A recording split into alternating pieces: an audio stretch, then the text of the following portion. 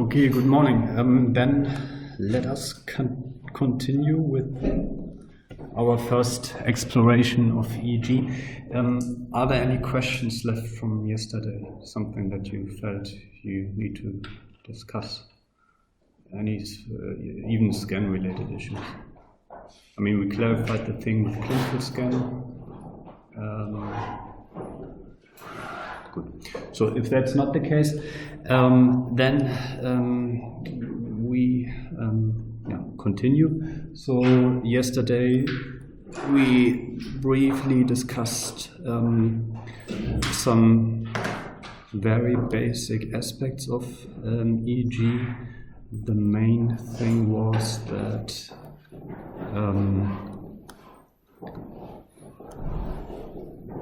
we do these EEG experiments by presenting stimuli to participants, and these participants have EEG electrodes on their scalp, and then potential time series are recorded at each electrode. There can be many electrodes, and then based on markers that are sent by the stimulation machine, we can identify the time windows after a stimulus presentation. So these time windows are also referred to as peristimulus time windows or epochs. And then these epochs are essentially cut out, a process also known as epoching in EEG data analysis. And the epochs, usually of different conditions, are then averaged, and we get, for a single electrode, we get these event-related potential time series, depending on how long the epoch is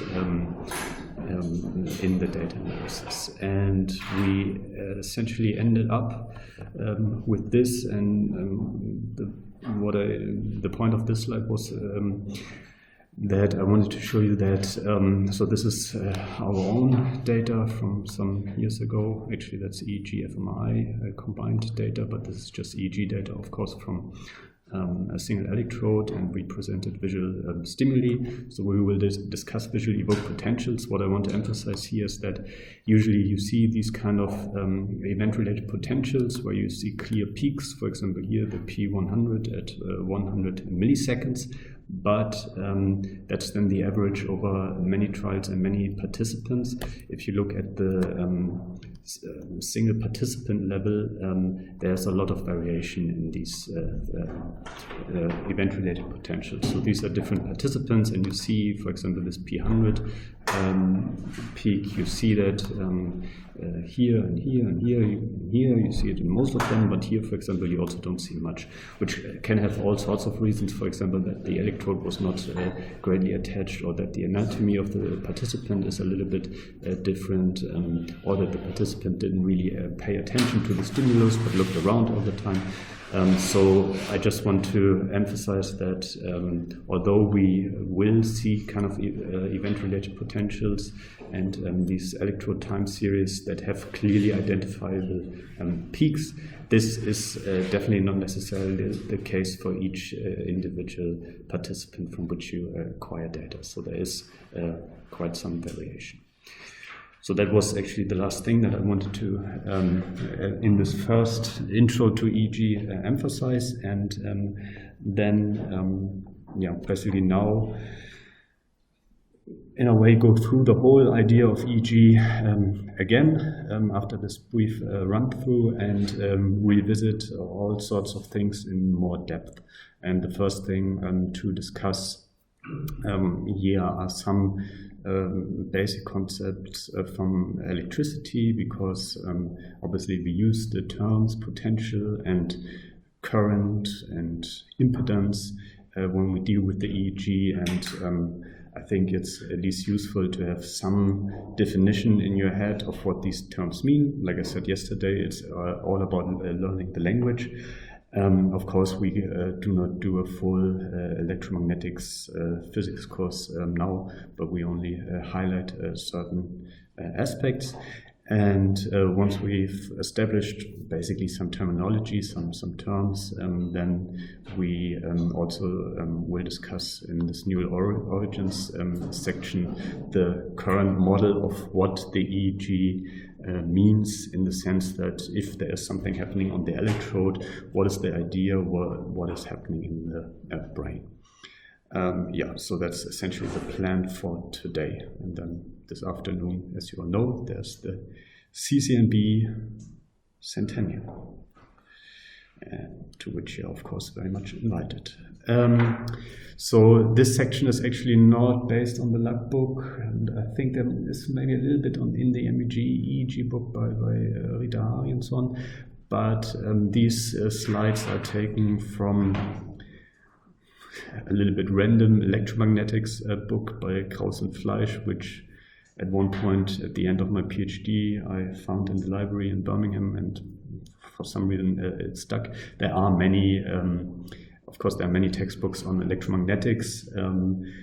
Also, for the terms that we discuss, if you want to read more about them, Wikipedia is a good starting point. So if you feel that what you have on the slides, you want to learn more, start at Wikipedia, and then after that look into a physics book on electromagnetics. And some other parts are from the Kandel book on neuroscience, which doesn't really do much of cognitive neuroscience, but for some reason it has some really nice figures on neural origins of EEG, which are included here.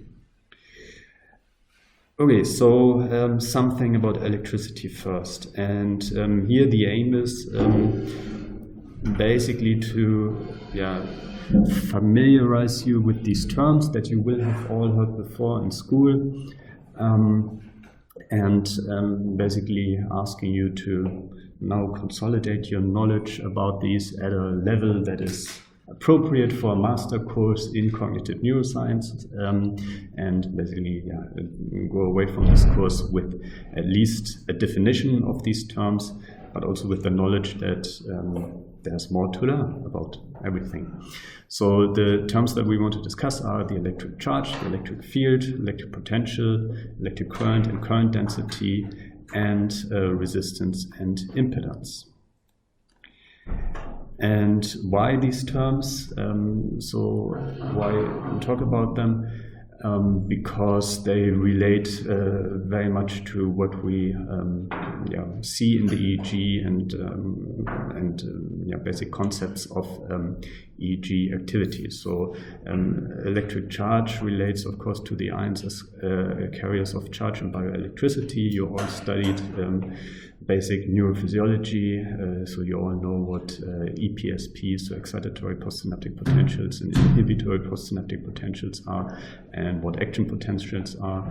And you also know that action potentials, for example, are generated by the inflow of ions, and these carry electric charge. So of course, it's a term that is of some relevance here. Electric field, don't know how much you encountered that. The term field floats around in EEG at different points. So there's something called local field potentials, which doesn't really make sense, as we will get to later. And there's also what people refer to as the open field configuration of pyramidal neurons.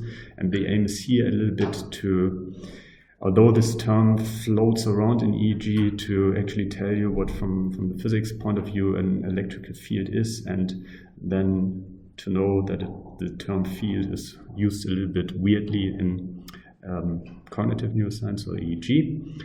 Electric potential, definitely we should discuss, because this is actually what you measure. So what the computer that records the electrode activity, what that measures are electric potentials, so the changing of electric potential over time at a given electrode site.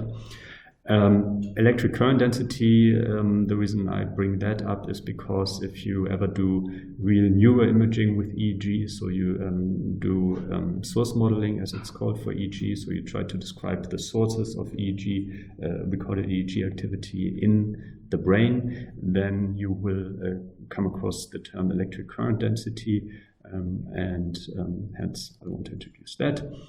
Electric conductivity or resistance.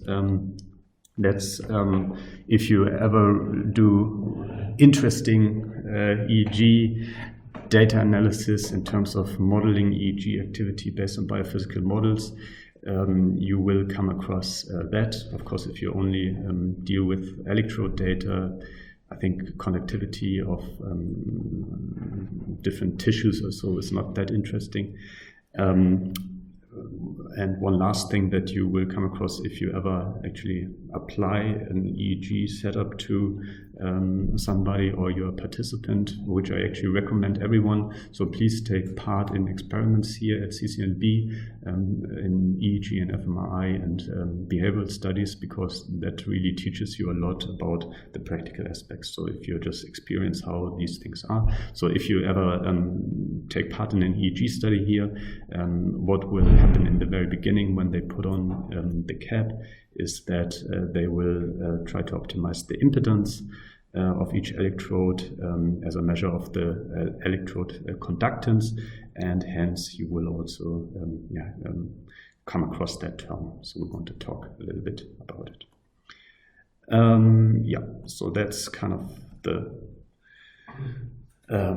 motivation to discuss these terms, because they are very much related to EEG. You will come across them, although of course, and this also applies to the physics that we will later discuss on MRI, on a daily basis as a cognitive neuroscientist, you will mainly deal with data analysis, and you will have the potentials, so you have the potential time series, and then you will do the data analysis, and you don't think about all the time, okay, this potential is related to electrical fields, because this you essentially in the basic pre-processing of EEG data and in basic analysis, you actually you don't use this kind of knowledge. And the same goes for the MR physics, because essentially cognitive neuroscience is about making sense of the data that is acquired.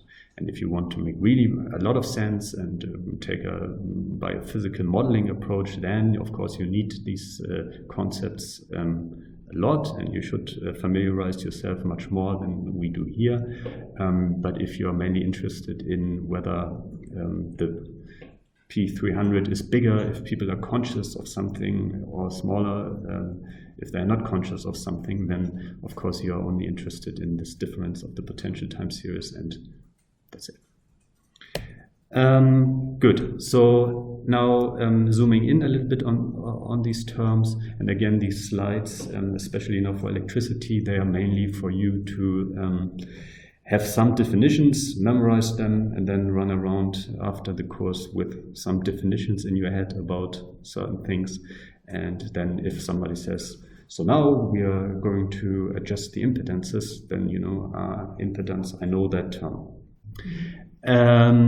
So what is electric charge? Electric charge is kind of the basic concept in electricity. It's a property of some subatomic particles, such as electrons and protons and ions, as discussed, which determines the electromagnetic interaction. So it's all of physics. There is no. So the physicists in the room might disagree, but we don't know what's going on anywhere. But physics has a lot of models of what's going on, and a basic concept in the model of electricity that can be used to explain electromagnetic interactions that can be observed is the electric charge. And electrically charged matter is influenced and produces electromagnetic fields. So this is kind of the core concept, and you can then say, yeah, but what is a charge? What is it? And there we don't go. Yeah, so this is where one starts, or we start here. Electric field, what we actually are interested in here is only electric fields of non-moving electrical charges. And the basic notion is that an electrical field produces a force that acts on other charges in its vicinity. And again, electrical field is a concept. It's a model. It's a latent theory, latent concept that you can call to explain certain observations that you can make. Electric potential is the capacity of an electric field to do work on an electric charge, and that's typically measured in volts. We will look a little bit more into detail what the thinking there is. Electric current, as you all know, is the movement of flow of electrically charged particles. It's measured in amperes. And electric resistance is obviously the opposition to the passage of electric current through an electrical conductor. And to kind of consolidate this, conductance is just the inverse of resistance. So higher resistance, lower conductance, higher conductance, lower resistance. And it's about the ease by which current passes a certain conductor. And you've came across all of these notions in school, definitely. What a little bit my problem was when comparing my school knowledge of physics to university level physics is that in school we mainly discussed things in 1D or 2D, but it was never really made explicit in what kind of space we actually discuss these concepts. Of course, if you try to model the real world, for example, electrical activity in the brain, this happens in 3D. So the common space in which, of course, physical phenomena happen is a three-dimensional space, which means that you deal with vectors in 3D space, and things that you might be familiar with look a little bit different and are a little bit more specific if you're dealing with 3D space. So zooming in even further, electric charge. Something good to know is that electrical charges are measured in Coulomb and denoted often by Q. I mean, here they are denoted by Q. You can denote them however you want, but the standard unit for charges is Coulomb, and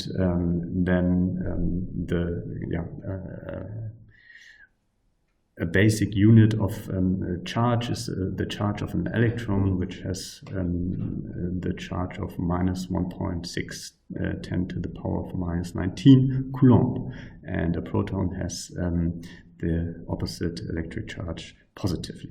So this is where I hear, where we don't go to anything else. So that's kind of, we just accept the electrons which are charged negatively with that many coulombs. If we now have 1,000 electrons, then of course the charge is larger because we have 1,000 times this many coulomb. But this is where we stop. And of course you can ask the physicists in the room. I think we have at least one today. You're a physicist? No? You are a physicist, right? Yeah.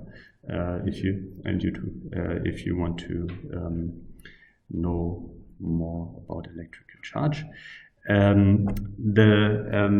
we just accept that there are charged particles, and then the question is, what is now the electric field of such an electric charge? And I studied math, amongst other things, and I'm always happy if things are described in with the basic concepts of math, which are sets and functions. And if somebody tells me something is a set and then something is a function, I'm happy. Then I have a good idea about what's going on. So I'm quite happy when people tell me that an electric field is a vector field. Vector field is actually a term more from physics than from math. But what that means is that it's a mapping from 3-dimensional space to 3-dimensional space, which means that to each point in 3-dimensional space, you allocate a vector, so a 3-dimensional entity is allocated.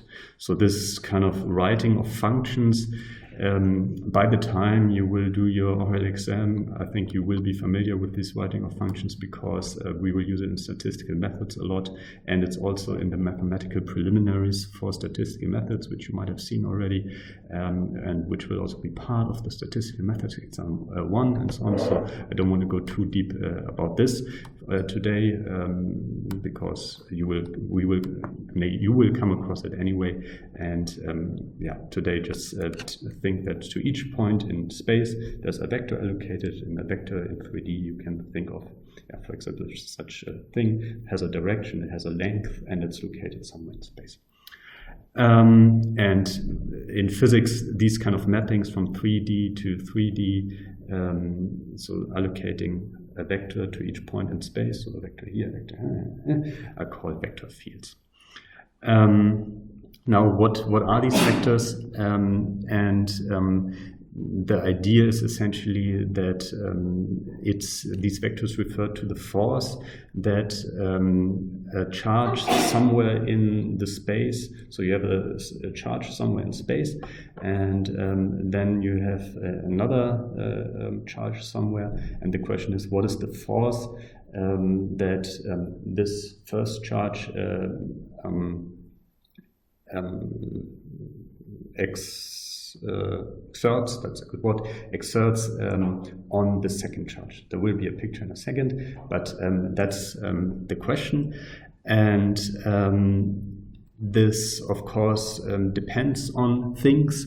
So, of course, this is what Coulomb's law refers to. This depends on how strong the charges are. So if you have a very strong charge, and another strong charge, then the force that will be exerted is larger than if both charges are very weak. And of course, you know that similar charges lead so in terms of their sign. So if you have something positive and something positive as well, then that repulses. And if you have something positive and something negative, then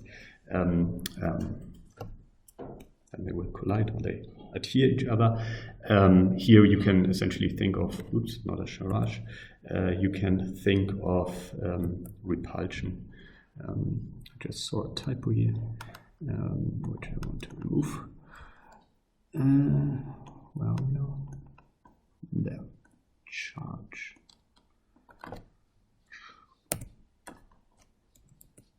No, it's in the formula. Like this. There's another charge. What's going on? Charge. So the fundamental law or model here is Coulomb's law, which says that the force, so this 3D vector that is described, or that the electric field describes, is depending on how strong the charges are. It depends on their distance. So if things are closer together, the force gets stronger. If they are further apart, the force gets weaker, and it depends on in what kind of space these charges are. So how good essentially the electrical or how good the what's the word? How well the electrical force travels through this medium. So that this is all described in this equation here. So Coulomb's law. So higher charges lead to higher forces. Larger distance leads to lower forces, and different media can influence how strong this force then is. And R here is the location vector of the second charge with respect to the first charge. So location vector being just the connection from this is the first charge, then the location vector goes in this direction, and the force then is in this direction, but scaled by these parameters, namely how strong the charges are, how far they are apart, and what the medium is. What Coulomb's law has in it is also the charge, the second charge, so how strong the second charge is, and the electrical field basically normalizes Coulomb's law by dividing by the second charge, so that it basically it just gives the force per unit charge. So which means you have a charge Q1, and then the electrical field says if you have a unit charge somewhere in space, it experiences this force. Now you don't have a unit charge usually, so you multiply the electric field with the second charge, so Q2, to get the actual force experienced. So now what I try to show with my hands with some pictures here. So Coulomb's law, Q1 and Q2 at a distance d, the repulsion force by which Q2 is then pushed away from Q1, if they have the same sign, of course, is given by how strong these charges are, how far they are apart, and what kind of medium they are in, so this epsilon constant, and then it's in the direction of the location vector of Q2 with respect to Q1. So it's just in this direction, if maybe this is a one-dimensional system. Who knows? So more general way to think about it in 2D or maybe even in 3D is that you have this charge somewhere and it exerts an electric field, and this electric field again is the force that a charge placed somewhere around this first charge experiences and pushes it away. Yeah? So any thing that you want to add, the physicists, at this point? No? Good. Then I'm not doing too bad. Good. So that's the kind of a notion of an electric field. Thing is, we don't measure electrical fields with EEG, but we measure potentials. So then the question is what potentials are. And now there's everything on the slide already. Again, this is more a slide to learn things, not to have a lot of fun looking at it. So the electric potential, as opposed to the electrical field, is a scalar field. And scalar fields in physics are mappings from 3D space to 1D space. What that means is that to each point in 3D, which you of course describe by 3 coordinates, x, y, and z, you allocate one number. Yeah? So it's just one number, and this number is measured in volt. And single numbers are usually referred to as scalars, and hence this electric potential is a scalar field.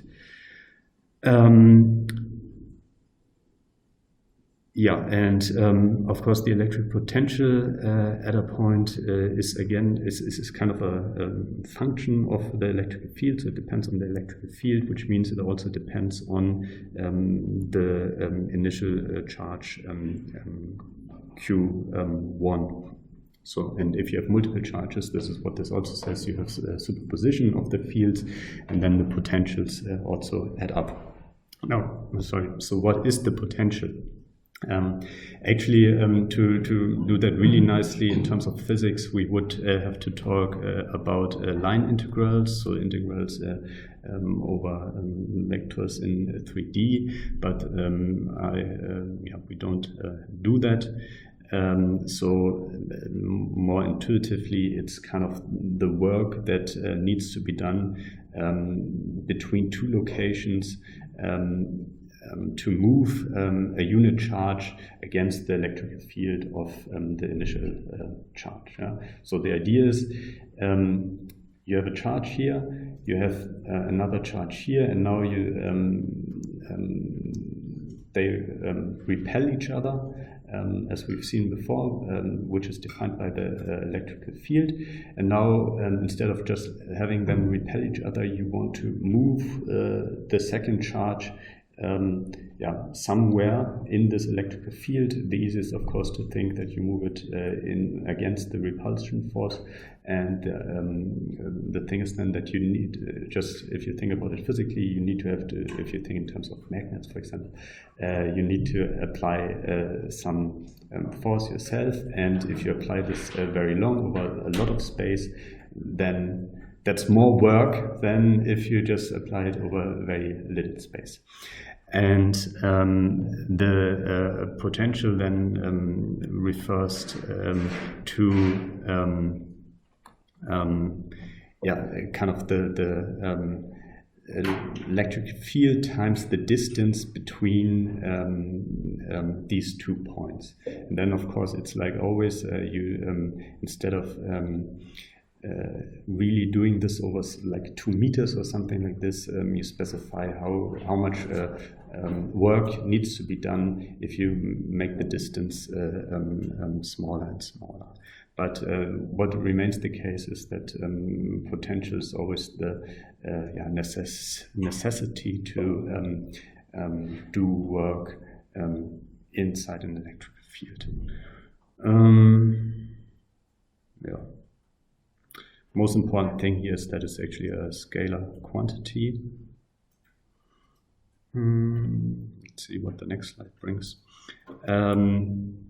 So what we've seen already is that the electrical field at a point in space is the force. Now if the electrical field is in this blue arrow and you want to move a charge along some distance in this field, you have to do work. It's essentially, again, I'm saying the same thing, what I tried to explain with my hands. This work, namely the product of the force with the distance along which you apply this force, is called work, and the work per charge, of course, depends on how strong the charge is. That is referred to as the electrical potential between the 2 points A and B. Yeah, so it's the potential is always the difference between 2 points. So you always have to think in terms of I need that and that much work to move something from A to B. If one actually does this, if one looks more into the math,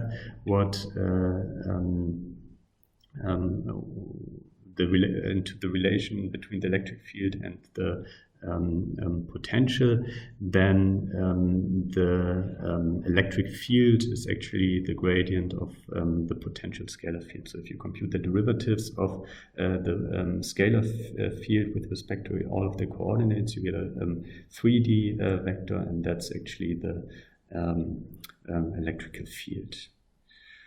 Yeah. So bottom line is the electrical potential is the potential for an electrical charge to flow from one point to another, or if you think the other way around, to move an electrical charge, or the work necessary to move an electrical charge against an electric field from one point to another. So, physicists, anything to add? Sounds good. Sounds good? Yeah. Thanks. Good. So I think this relationship between electric field and potential is the kind of the most esoteric in this setting. The other things that we now discuss are even more hands-on. So electric current, it's the movement of electric charge in conductive media. Of course, in biological systems, as you know, it's not the electrons that flow but the ions that are in bodily fluids, and that's that's sodium, potassium, calcium chloride ions mainly, and electric current depends on how many particles there are per unit space. Again, this is taking essentially, I think you all know that current is the flow of charge, but what you might not have encountered in school, or at least I can't really remember to have encountered in school, is that you now try to think about current not just as something moves, but you think about more concretely, some charges move in 3D space across some cross-section A in a conductive medium at a given point. So the question is, there's some density of charged particles. So that means there's some normalized number of charged particles per unit space, and now the current is larger if you have a larger cross section. So all these real world things come in, and this is what's shown here. So there is the current as measured in ampere depends on the charge drift velocity, so how fast the charges actually move in meter per second, how many charges there are per cube, so per unit cube, and then over how much a cross section we're actually looking at. So if for example, if there are many ions moving, then the current will be larger as if there are only few currents moving at a fixed cross-section that we are looking at. Or if they are all moving faster at a fixed density and fixed cross-section, then the current will be larger. Yeah? So this kind of bringing in kind of more real-world interpretations of current. And the question is then how are current and potential difference related, and the important thing of course here is this charge drift velocity, so that if you have a large potential difference between two sides, then the current will flow faster than if you have very little potential difference between sides. So the interesting thing about all these physics models, which we also will encounter again in MRI, is that of course this is very much inspired by the flow of water, which is something from my reading of physics happens quite often, that there is some kind of, there's a theory about how things in the real observable world happen, and these kind of ideas and metaphors are then applied to something that is not that really easy to observe. Of course, none of us have seen an electron flowing through a conductor or an ion, I guess, but we've all seen water flowing down a mountain, I guess. And this idea is that there are potential differences, for example, in a mountain range, that you're higher here and you're lower there, and then water flows down along this potential between two sides. That's applied here. And this is what confused me when I learned first about physics. I always wondered, why is electricity like water? That's a weird coincidence. But my interpretation is that, well, the first was the observation that water is, and then why not say this is very similar and use the same formalism? Do you agree? Yeah. I think it's a lot easier to think about it in terms of water than in terms of electricity, and like a lot of things just like happen to be the same. Yeah.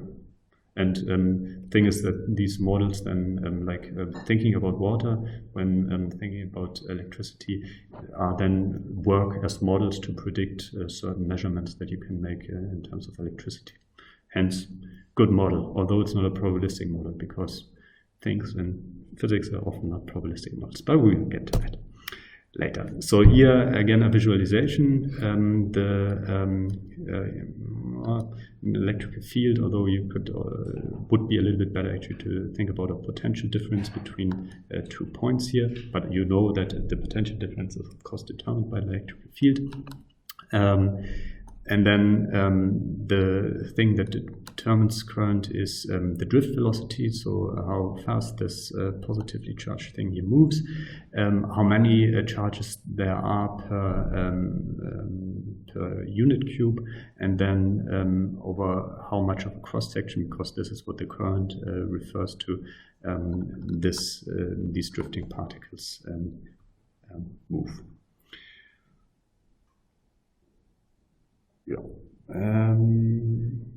And then the thing that you sometimes come across when you talk about EEG source modeling is the term current density. And what this just refers to is if you don't think about the current through any kind of area, so for example square centimeter or 10 square centimeter, but you're talking about a unit area, which would be 1 square meter. Of course quite large for a brain, but because meters are the standard unit. If you think about a unit area, so you basically divide out the specific area that you're talking about for current, then you get what is known as the current density. Yeah, so it's not a very complicated thing. The current density is just current, and current is always with, or current as itself is expressed with respect to a given cross-sectional area. And now if you set this cross-sectional area to 1, then you get to current density. And in EEG and source modeling, you then sometimes ascribe a certain current density to some units or some areas in the brain. So this essentially, I just wondered what current density means in source modeling, and to understand that, I first had to understand that you measure current, or that current is usually measured in this way with respect to a cross-sectional area of any size, and if you normalize this with respect to the unit area, then you're at current density.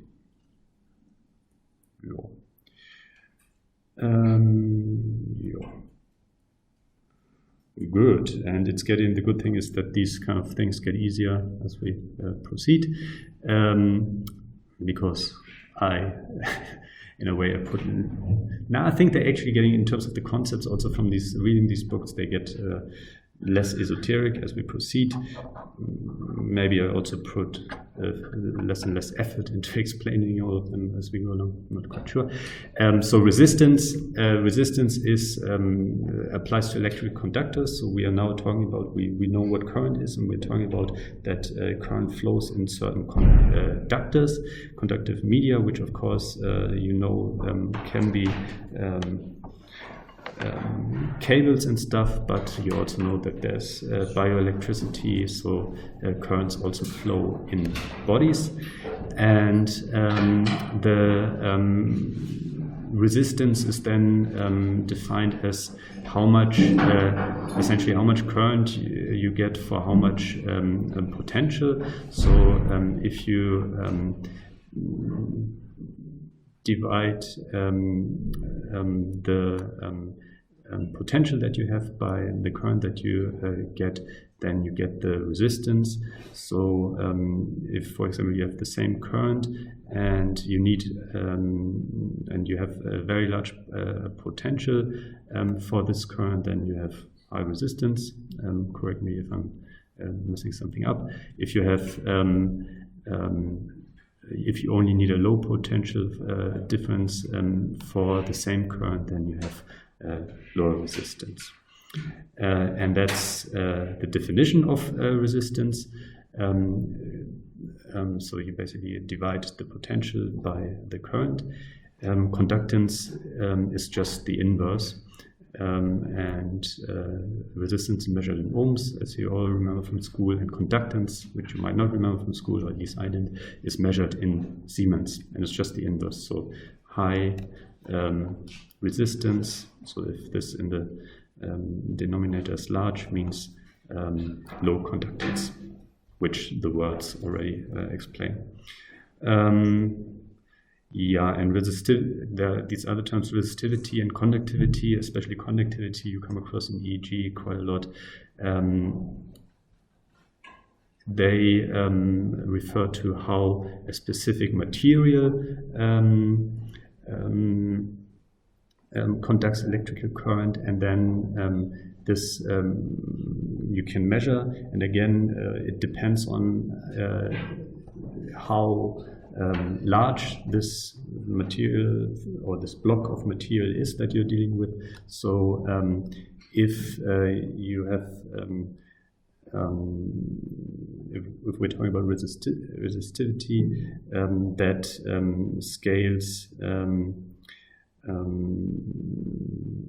so resistivity, so that's resistance. If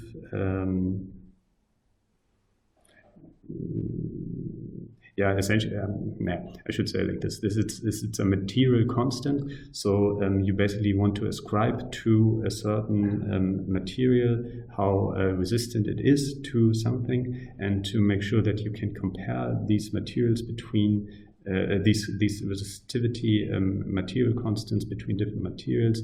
You need to take into account how large this material is that you are dealing with, so that you kind of normalize it for its size. Then, of course, you all know that Ohm's law exists, and that says that potential is is given by the resistance times the current.